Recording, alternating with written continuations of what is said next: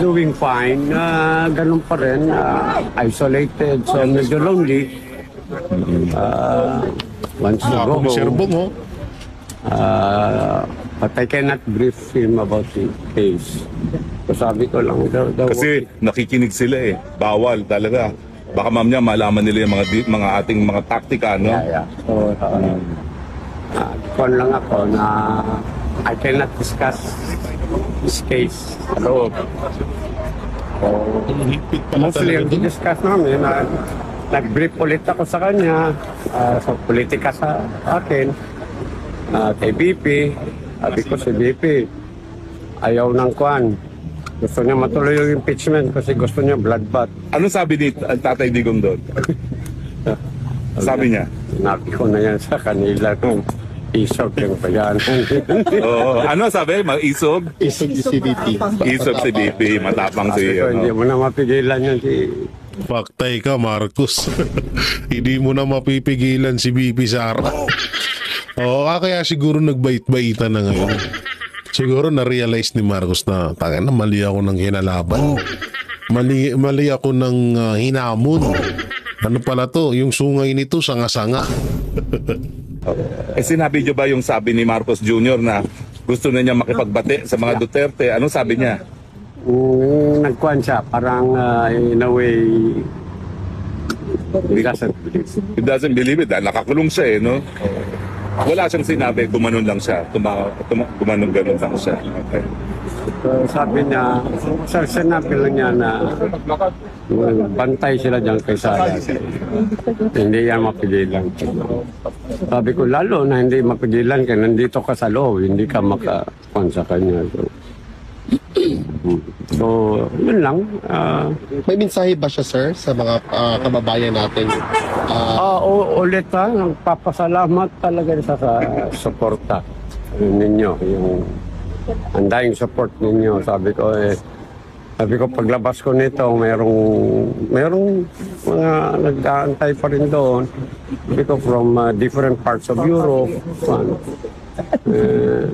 Although sinabi niya na parang concerned din siya sa inyo na you have to go all the way here just to go on. Pero sabi ko, hindi mapigilan. Nakakatuwa mga kababayan na kahit tapos na ho yung termino ni Pangulong Duterte, talagang naglilingkod pa rin siya sa bayan natin, no? Grabe talaga. Hindi, kakaiba talaga. Ibang-iba talaga sa lahat ng naging presidente to si Pangulong Duterte. Talagang kaya kaya hindi tayo nagtataka bakit nire-respeto siya ng ibang lahi, ng ibang mga presidente dahil talaga nakita nila na etong taong to kakaiba to. Pero mo hanggang ngayon sinasakripisyo niya pa rin yung sarili niya para sa bansang Pilipinas. Galing. He's doing fine. There will be another one sa 23 ba yun? 24. 24. And then sabi ko, and then another one kung dadating na si... Sinabi niyo na may posibilidad na darating si Inday Sara. Ang kuha na lang natin, if-ever kung dumating si Sara, ako naman medyo... Uuwi. Balik na muna doon. So whoever kung sinong dadating sa mga anak, so silang take over. Ako talaga, all I can do sa loob because we, as I said, cannot discuss the merits of the case doon. So nag-brief lang ako sa kanya sa pangyayari sa Pilipinas. Paano po ang briefing nyo? Anong sinabi niyong latest development sa Pilipinas? Sinabi ko rin kaya yung si BBM gusto ng reconciliation, si Dilimam, null and void yung kanyang acquittal, si Tiangco, tsaka si Tamba, panggaan. So, Sinabi niyo yung sinabi. Naging ka pala doon, Sir Bong, naging reporter ka pala. Naging reporter ka ni Tatay Digong, ha? Ni Tiangco. Sinabi ko lang na yung sa kwan, sila nagsimula May- na yung oo. pera.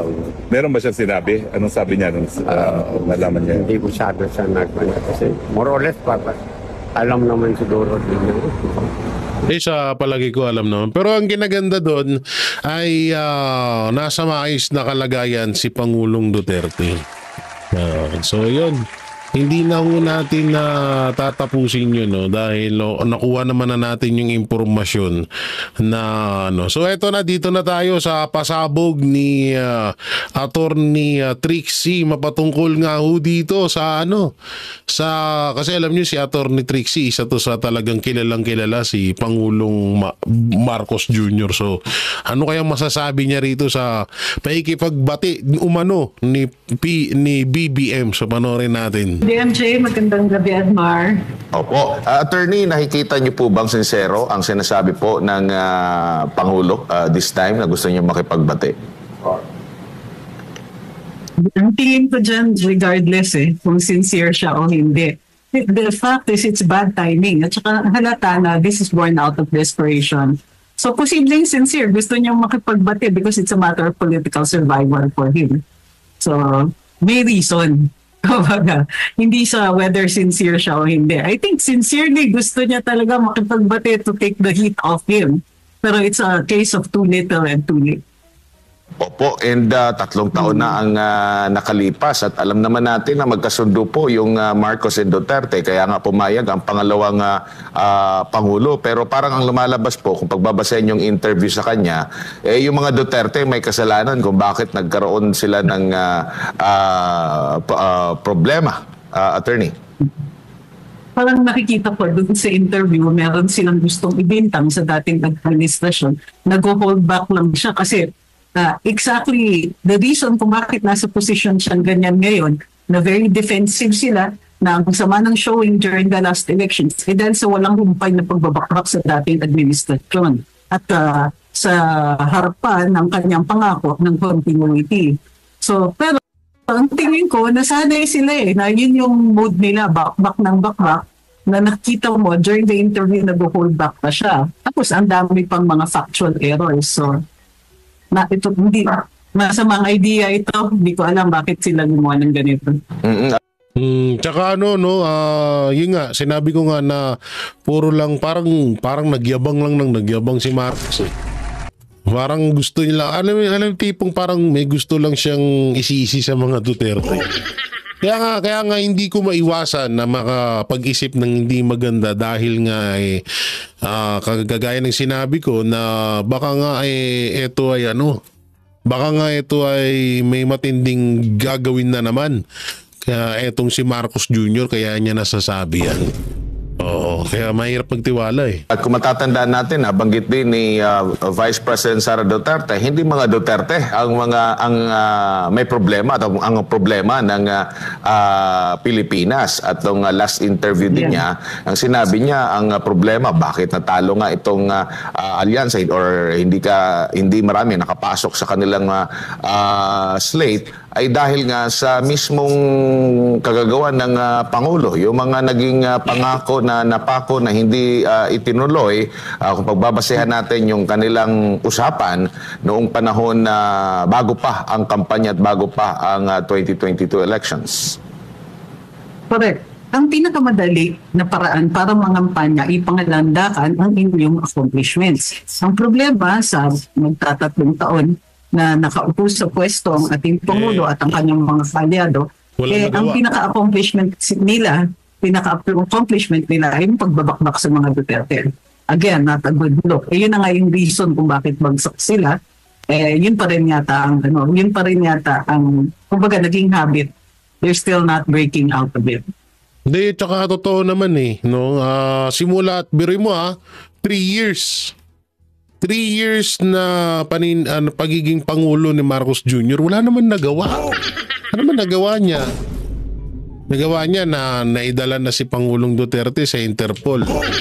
Nagawa niyang ipakulong si Pastor Apollo Siki Buloy.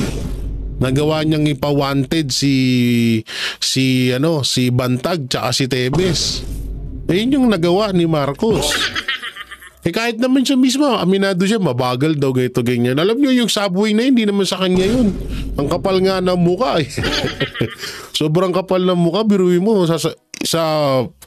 Ito lahat naman na hindi naman sa pagiging bitter kasi alam nyo kasi ang pangit lang sa administrasyong Marcos, pwede naman nila angkinin yun yung subway na pinapagawa ngayon. Pwede naman nila angkinin pero magbigay credit ka sa nauna sa'yo. Kasi unang-una, si Duterte nakaisip niyan, yung subway na yan. Ikaw, ilang % na lang gagawin mo. Ang masama dito, yung subway na yan, halimbawa lamang, may 20 billion na pondo yan. Biglang naging 10 million. O kaya sabihin na natin naging 30 million. Naku po, may katkong na naman. Yun yung masakit dyan, no? Opo, dito naman sa issue ng impeachment, nakikita nyo po ba na parang same ang messaging nitong si Marcos Jr. o parang naiba na? Kasi kung matatanda natin, una niya niyang sinabi na hindi niya suportado itong impeachment. Pero doon sa tanong sa kanya, dito nga sa podcast na ito, ang sinabi lang niya na hinahayaan na niya yung Senado dito sa proseso po ng impeachment. Magkatugba ba sa tingin ninyo yung kanyang unang naging pahayag dito sa panibago niyang pahayag po, Attorney? Oo, malaking pagkakaiba. Kasi very adamant siya. Ilang beses na kanyang sinabi yan, even before sinasabi niya, hindi siya palo sa impeachment. Para sa kanya, aksaya yan sa oras, ang dami daw pwedeng gawin pang hindi dapat pinagtutukunan ng pansin yan. Ngayon, ang sinasabi niya, yung parang moral equivalent na, andyan na yan hayaan na lang natin yan. So na-underscore yung weakness ng position niya. Mukhang napagsabihan siya o sinisingil siya ng kanyang mga kaalyado na kami nandito. Hoy! Hindi yan sa akin ha. Sa record ni Leon. Yung karamihan sa mga Hindi, totoo naman, alam nyo, siguro nga, talagang kaya nga etong nangyaring halalan, akala talaga kasi nila Marcos sobrang lakas nila. So, pinatunayan lang ni Marcos na talagang siguro din na realize na rin ni Marcos na, oo nga, totoo nga, pinanalo lang kami ng mga Duterte. Ay, oo nga, hindi kami mananalo kung hindi dahil sa Duterte. Ay, oo nga, sobrang lakas talaga ng Duterte kaya kami nanalo. Ngayon, nung siya na yung nag-i-endorso ng mga kandidato, nga. Kung hindi pa nga in-endorso ni VP Sara Duterte, si Amy, tsaka si Camille, baka hindi rin yung makapasok. Di sa totoo lang, napakalaking impact nung endorso ni Vice President Sara Duterte diyan sa dalawang yan. Ang di ko lang talaga mapagtanto yung tatlo. Si Lito Lapid, Bam Aquino, tsaka si Kiko Pangilinan. Kay Tito Soto at Ping Lacson, medyo medyo gets ko na Pero yung tatlo, labo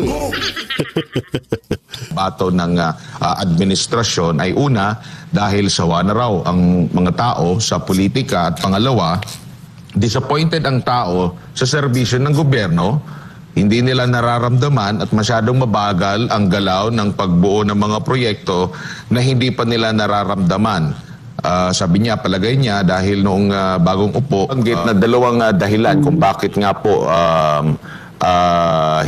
dito sa nakalipas na resulta ng nakalipas na halalan kung bakit hindi pinili yung karamihan sa mga pambato ng administrasyon ay una, dahil sawa na raw ang mga tao sa politika, at pangalawa, disappointed ang tao sa serbisyo ng gobyerno. Hindi nila nararamdaman at masyadong mabagal ang galaw ng pagbuo ng mga proyekto na hindi pa nila nararamdaman.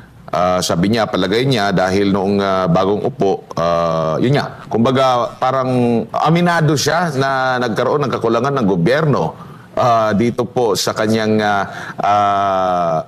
naging resulta, na nakaapekto sa naging resulta ng 2025 elections. Parang hindi yata tugma doon sa pinagmamalaki ni Undersecretary Claire Castro.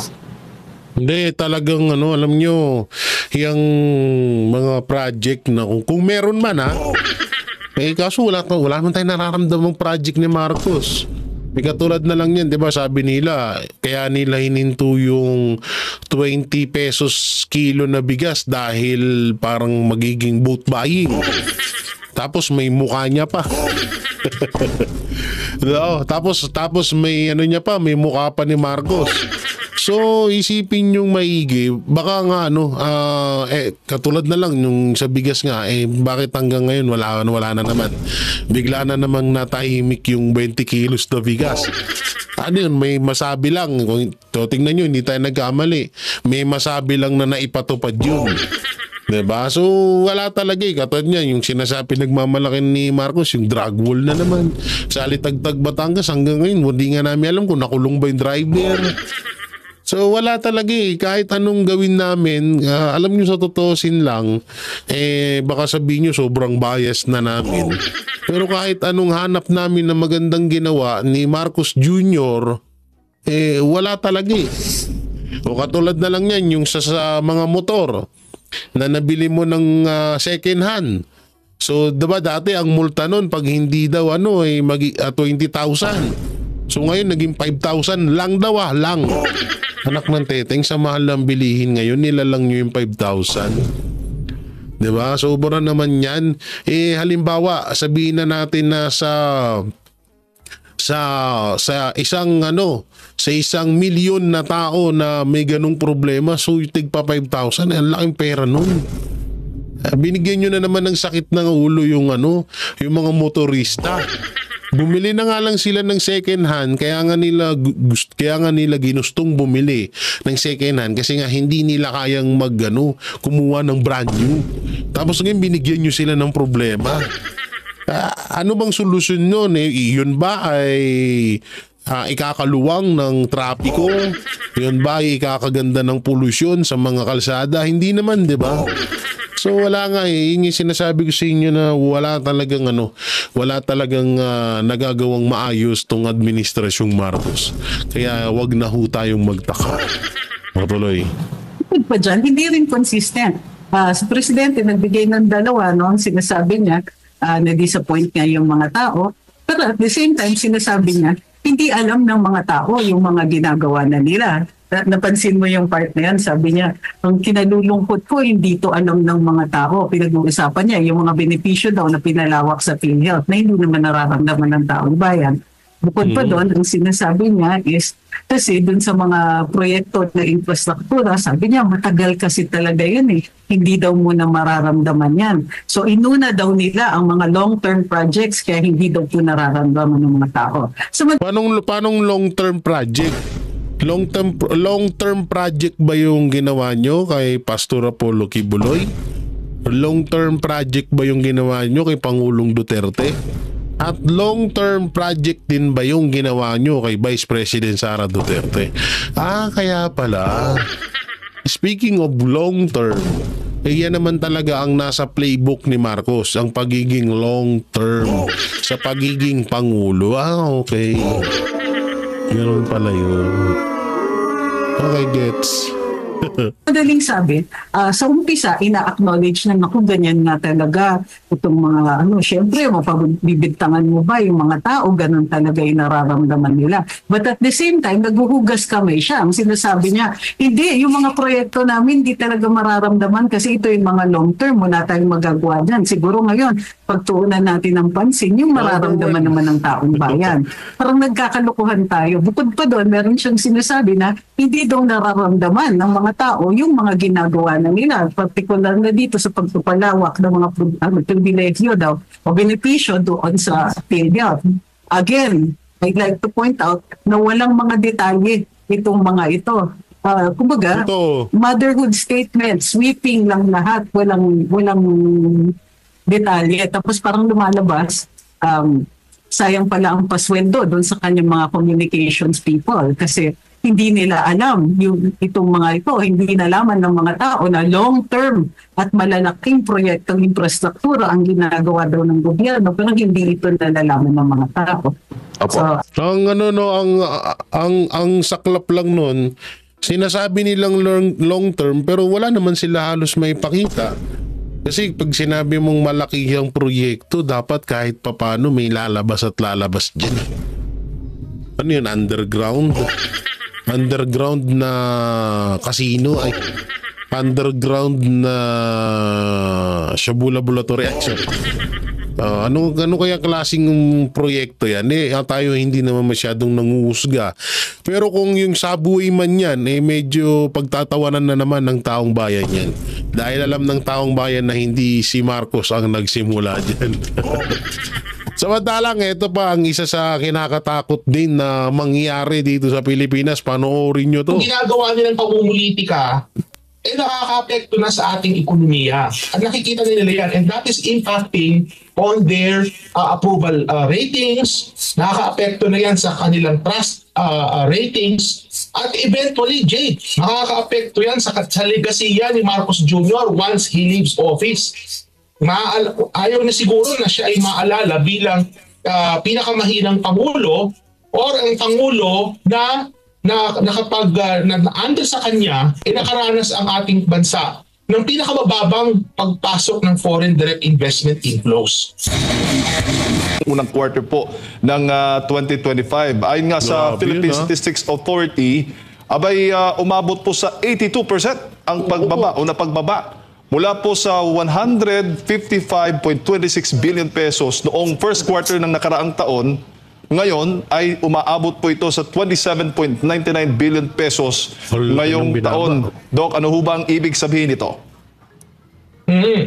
Well, maraming posibleng explanation kung bakit nakaranas ng pagbaba ng foreign direct investment ang ating bansa.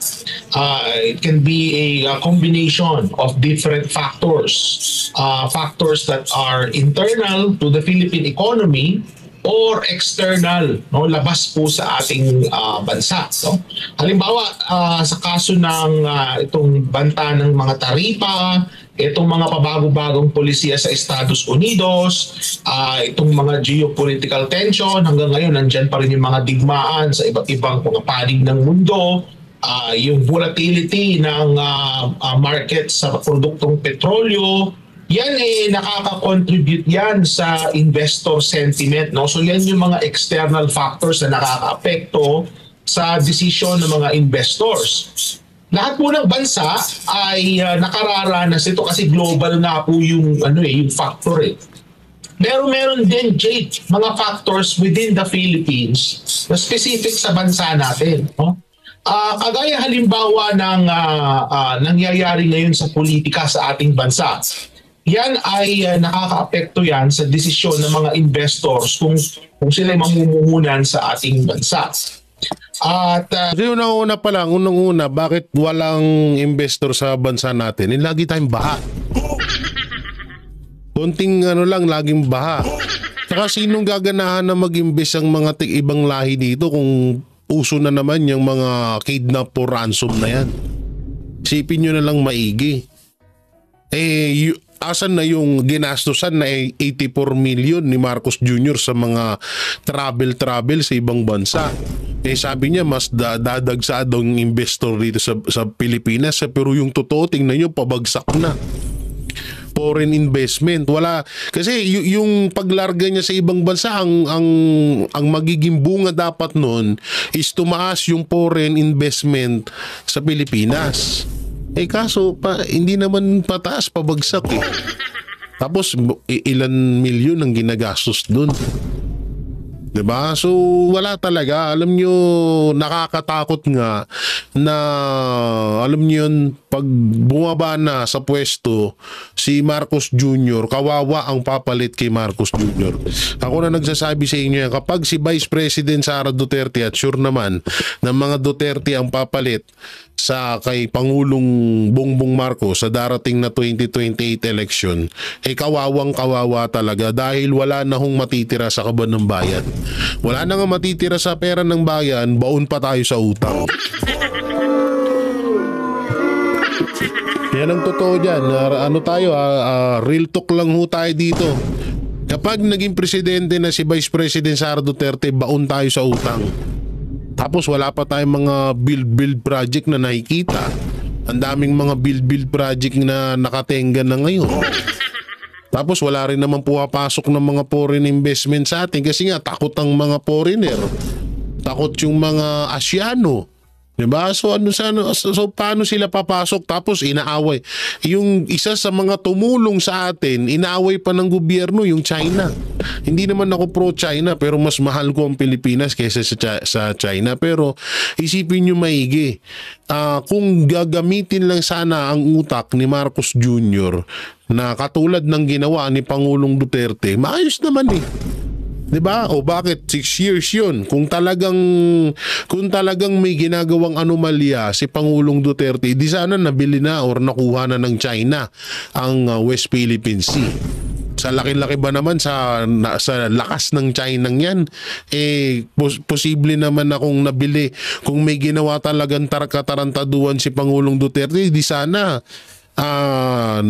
nasa China na yung West Philippine Sea na yan. Diba? Mag-isip-isip tayo kasi talaga. Alam nyo, sobrang nakakatakot na talaga itong pangyayaring to dahil nga alam nyo, talagang kawawa yung Pilipinas. Ngayon, pataas na naman ng pataas yung utang natin. Nasa 17 trillion na po ang utang natin, konti na lang. Paalala lang po, pa 17 trillion na po ang utang natin. Partida 3 years pa lang na nakaupo si Marcos Jr. Kawawang Pilipinas. Pakita nga natin yung slide 1. Meron akong inihandang mga datos para sa ating mga kababayan. Jay, kung mamarapating po natin. Ano? Yes, Doc. Meron ako. Yan. So, makikita ninyo dyan, yan yung pagpasok ng foreign direct investment under sa administrasyon ni Pangulong Marcos Jr. Makikita natin yan yung amount in billions of US dollars kada buwan. Makikita natin tumataas at bumababa yan. So that exhibits what we call cyclicality. May cyclical factor yan. Tumataas at bumababa. Pero makikita natin mga kababayan, merong overall trend yan na parang bahagyang tumataas siya. Pero pagdating sa buwan ng mga pagpasok ng 2024, bumababa na siya, yung trend pababa. Ito yung binabanggit ko kanina na mga internal factor. Ano ba internal factor nito? Ito yung pampolitikang nangyayari sa ating bansa, yung mga issue pampolitika. Kung maalala natin, yung ugong-ugong ng impeachment kay Vice President Sara Duterte, yan ay nagsimula yan noong mga panahon ng end of 2023 hanggang most of 2024. At nag-culminate yan doon sa pag-file ng impeachment complaint noong Disyembre ng nakaraang taon. Makikita natin doon sa mga panahon at buwan na umuugong-ugong yung impeachment na yan, makikita natin yung overall trend ng foreign direct investments ay pababa. Kikita natin yan. At nagkataon na yung buwan na kung saan i-file yung impeachment complaint, yan ay December yan noong nakaraang taon, nag-coincide yan doon sa buwan na merong pinakamababang pagpasok ng foreign direct investment sa loob ng mahigit isang dekada. So, ano ba ito? Nagkataon lang ba ito na nung December of 2024, ito yung pinakamababang pagpasok ng FDI sa loob ng mahigit na 10 taon? Nagkataon lang ba ito?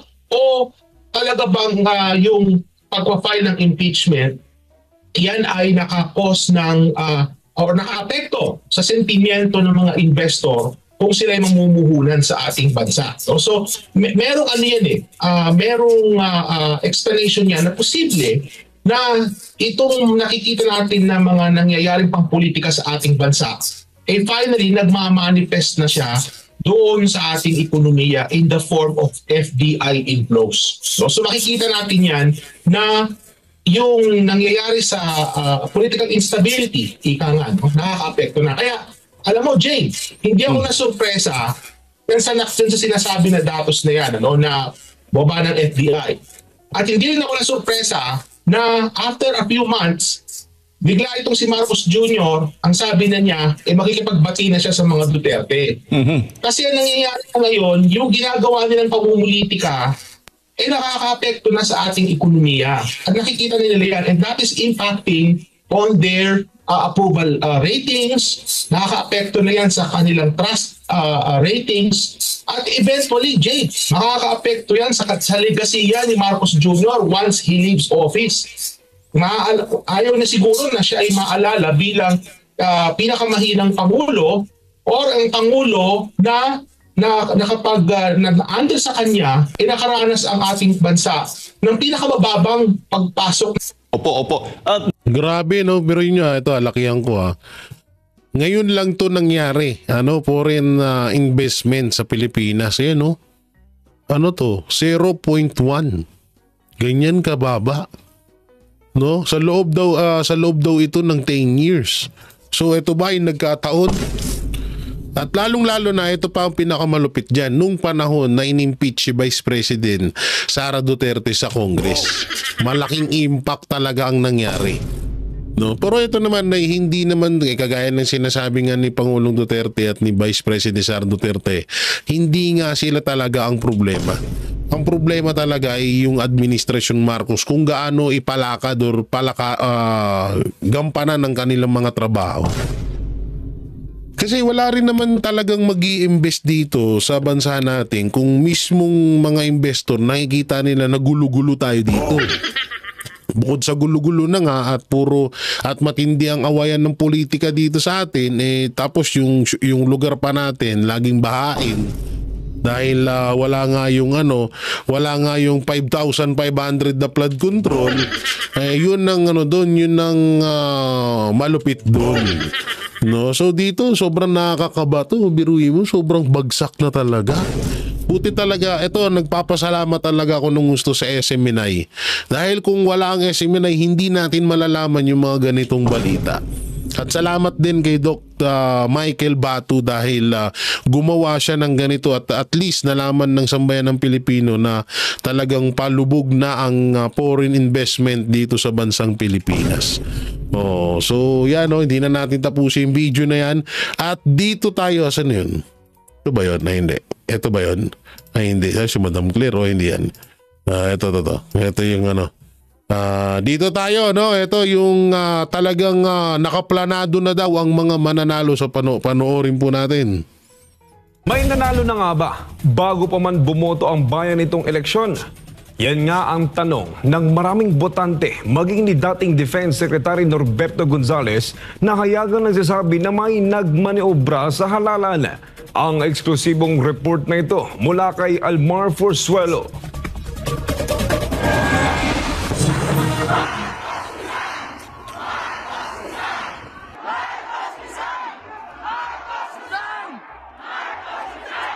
Ito ang sigaw ng milyon-milyong Pilipino ilang buwan bago ang mismong araw ng halalan.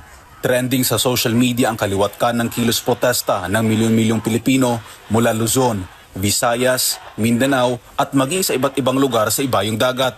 Bago pa ang halalan, ramdam ng marami ang galit at pagkadismaya sa kasalukuyang administrasyon dahil sa walang pakundangang korupsyon, abuso sa kapangyarihan at ang pagyurak sa karapatang pantao ng mamamayan.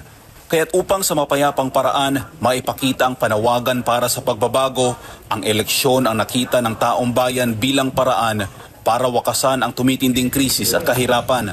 Ngunit kabaliktaran ang naging resulta. Marami ang nadismaya at hindi makapaniwala na hindi nanalo ang Duterte senatorial slate na inaasahan sanang magsusulong ng karapatan ng sambayanan at magpapatuloy sa mga nasimulang reforma ni dating Pangulong Rodrigo Duterte. Para kay dating Defense Secretary at 2025 senatorial candidate Norberto Gonzales, malinaw na nagkaroon ng dayaan noong halalan. Ako, ang pakiramdam ko talaga, medyo nadaya tayo. No? Sa eksklusibong panayam ng SMNI News, binigyang diin ni Gonzales ang kanyang pagkabigla sa pagkapanalo ng ilang kandidato na ayon sa kanya ay hindi pasok sa mga survey at ang mas matindi pa dahil sinusuka na sila ng taong bayan. Pati yung mga supporter nila mismo nagsasabi, oy, nung bilagro, nanalo yung mga kandidato natin. Kaya para sa kanya, hindi katulad na lang talaga yung kay Ninoy Aquino, kay Bam Aquino at kay Kiko Pangilinan talaga, promise. Pati, ito na lang. doon mismo sa kanilang mga video, sa sarili nilang page, sa sarili nilang page. Kung babasahin nyo lahat ng comment reaction against sa kanila. Tapos nagulat tayo, pumasok sila doon. Tapos ito ang pinakamalupit doon. Ilang dekada tayong niloko ng mga Marcos at Aquino. Kunwari magkakalaban sila, pero ang ending talagang gusto lang nilang panghawakan panghabang buhay at sa iba't iba pang sa mga kaapu-apuhan na henerasyon nila maipapasa ang pagiging pinuno sa bansang Pilipinas. Ito yung pagkapanalo ni Bam Aquino at ni Kiko. Pustahan tayo, may matinding alam dyan. Malaki ang alam dyan at ambag dyan ni Marcos Jr. Maniwala kayo sa akin. Alalahanin nyo kamag-anak ni Lisa Araneta Marcos ang mga Aquino. At sinabi niya mismo yan, di tayo fake news ha. Sinabi mismo yan ni Lisa Araneta Marcos na kamag-anak niya ang mga Aquino. Kaya yan ang abangan nating niyang baka nga maging baka nga ang Romualdez or ang mga Aquino ang magtandem sa bandang huli. So pantuloy natin to. Hindi pa man nagsisimula ang halalan ay may mga nanalo ng kandidato. Anya, magkahiwalay ang operasyon ng umunoy dayaan sa lokal at pambansang antas. Sa national level, anya, malinaw na may kontrol na mula sa itaas, mula sa sentro ng kapangyarihan, maging ang pagkakaayos ng ranggo, batay sa dami ng boto, tila planado at sistematikong isinagawa. Sa ngayon, patuloy na nangangalap ng karagdagang ebidensya ang kampo ni Gonzales ukol sa umunoy dayaan. Hinihintay na lang din daw nila ang resulta ng mas malalim na pag-aaral. Subalit sa inisyal na pagsusuri, kapansin-pansin umano ang pare-parehong pattern ng kanyang ranking sa napakaraming probinsya na isang indikasyon na posibleng may sistemang kumikilos sa likod ng resulta. Kaya para sa kanya, panahon na upang baguhin ang mismong sistema ng pagboto sa Pilipinas. Kaya unang-una, ang gusto kong makita, magkaroon tayo ng bagong electoral system. No? Yung electoral system natin, kahit anong sabihin natin, sa dami ng hindi nagtitiwala dyan, hindi dapat na yan ang electoral system na dapat gagamitin natin. Walang tiwala sa bayanan eh. Maraming nagdududa. Bakit mo pipiliting gamitin? So, ibahin natin ang electoral system natin. Samantala, kaugnay nito, suportado naman ni Gonzales ang ginagawa ngayong kilos protesta ni Pastor Apollo C. Quiboloy laban sa COMELEC.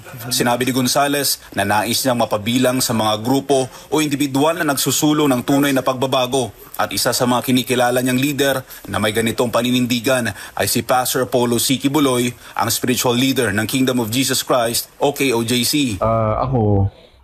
Gusto ko sana na masali ako doon sa tama at totoo.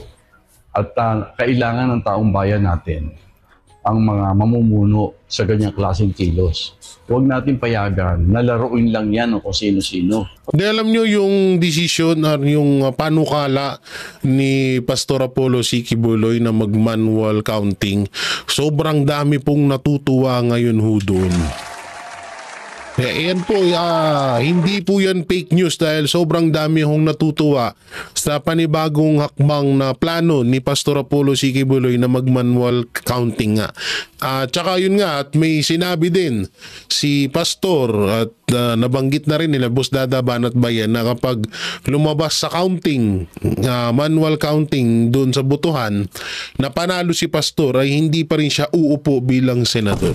Gusto niya lang malaman at gusto niya lang makita ng taong bayan kung saan napunta yung kanilang mga boto. Ayun po talaga yung punteriya doon ni Pastor. Hindi porket parang sinasabi nyo na bitter or hindi tanggap ni Pastor yung pagkakatalo niya. Isang malaki pong kalukuhan yun. Sobrang isang malaking kalukuhan yun. Kaya nga sinasabi nga ho namin, hindi ho kailangan ni Pastor yung pagiging senador na yan. Hindi niya ho kailangan yan. Kaya niya lang din naman niyang pinasok is para baguhin niya yung sistema na nakikita niyang mali dyan sa Senado. At kahit naman din naman tayo ng mga pangkaraniwang Pilipino ay kitang-kita naman din talaga natin ho yung talagang pangit na nangyayari sa Senado natin ngayon. 'Di ba? So yung mga sabi-sabi diyan, hindi lang kayo makamove on kaya nagaganyan kayo. Mga ulul. No? Mga ulul kayo. Hindi kailangan na ako na nagsasabi sa inyo, hindi na kailangan ni pastor yan. Sa tutusin, parang si pastor kung talagang magpapahinga na lang siya na wala siyang pakialam. Ito kung walang pakialam si pastor sa Pilipinas, kayang-kaya na ni pastor mamuhay ng mapayapa. Sasang-ayunan niya lang ng sasang-ayunan si pastor si Marcos Jr. sa mga gusto katulad yung ginagawa ng ibang mainstream media na pumabor lang ng pumabor sa administrasyon. Kung yun kinagat ni pastor yun, wala na siyang problema. Kung wala siyang pagmamahal sa bayan, hindi kayang-kayang gawin ni pastor yun na na magpabayad na lamang. So although hindi na rin kailangan ni pastor ang pera, pero kung gusto niyang matiwasay ang buhay at sumunod na lang ng sumunod sa kagustuhan ng administrasyon, wala na siyang problema. Yung nga lang, tatalikuran niya yung kaibigan niya na si Pangulong Duterte. Yun yung kinaganda kay pastor dahil hindi niya yun ginawa. Diba? Inalay niya yung buhay niya para sa Pilipinas, inalay niya yung buhay niya para sa kaibigan niya. Ganon kalupit. Kaya kami hangang-hanga